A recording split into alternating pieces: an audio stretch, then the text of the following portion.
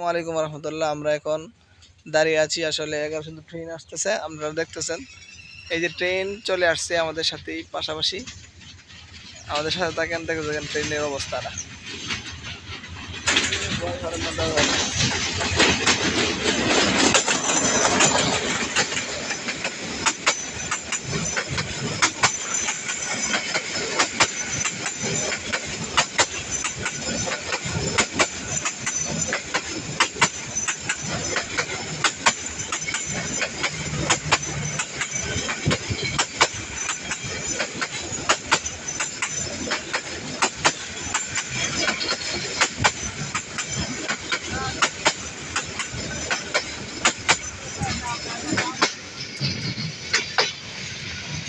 Train তো চলেই গেল, দেখলেন আমাদের বাড়ির পাশে যায়।